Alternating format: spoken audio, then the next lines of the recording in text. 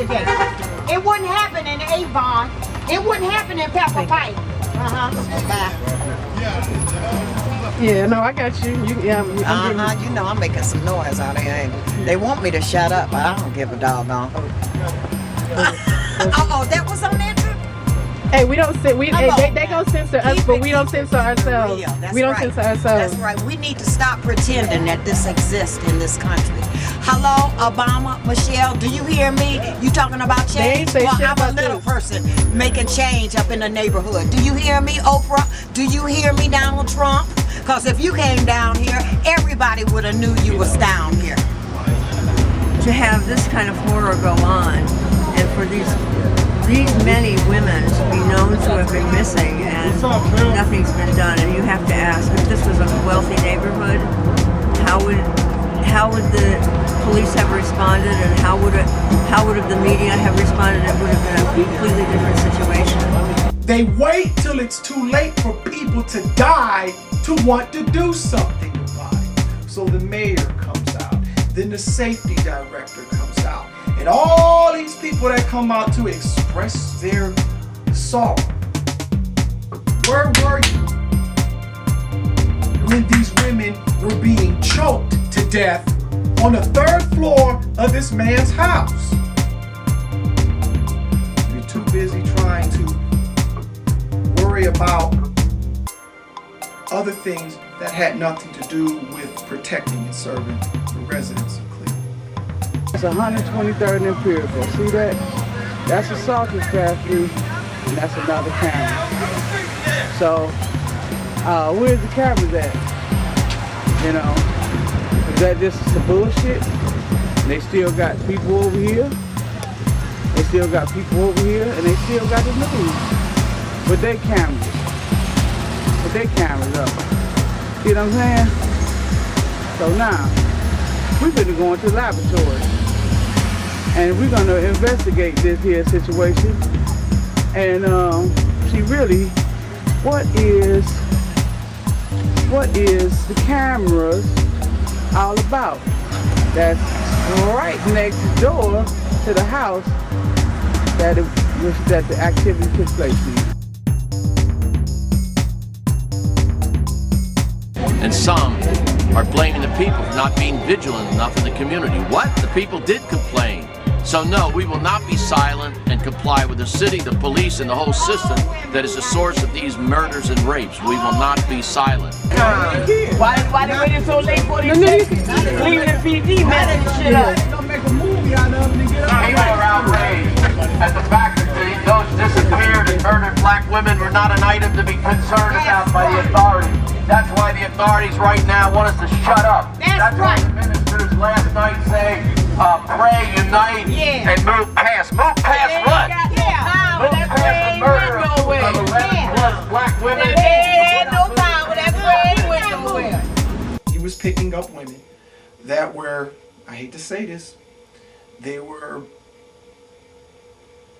out in the street. Your people. I don't care what kind of problems they got. It's just like alcohol and anything else. It's just a problem, you know. They steal people. So I'm just trying to see what's going on around here. I don't have any people missing, but you know, I'm concerned about everybody around here. You know? What does a coward do? They prey on people with whom they feel they can overpower. He's living on the 3rd floor. He knows that he has the intent to kill.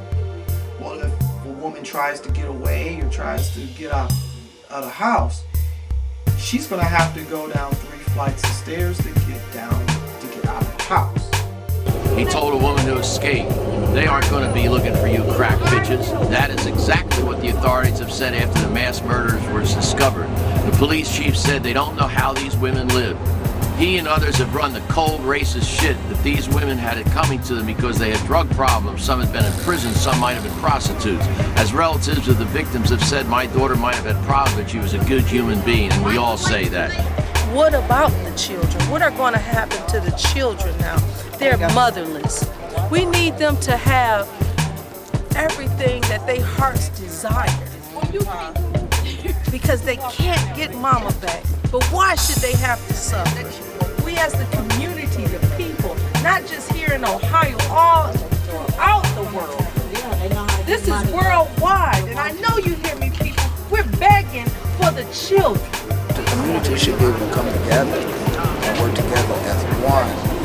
When you see a situation like this, and we're going through a crisis, that we should be, as Black, come together and work together instead of being against one another. Come together and work with one another. We can stop the crime. It's up to us to stop the crime. We can stop all this crime, all this hate, all this killing. Because other than that, it's just going to go on and on and on.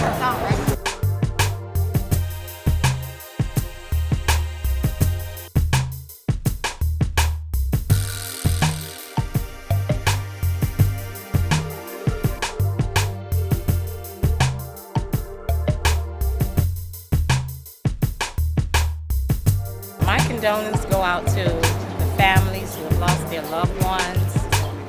We're praying for your hearts, and we're praying for comfort for you in the loss of your loved ones. But we know that there is a healer that will forgive and heal and take control of whatever your circumstances are.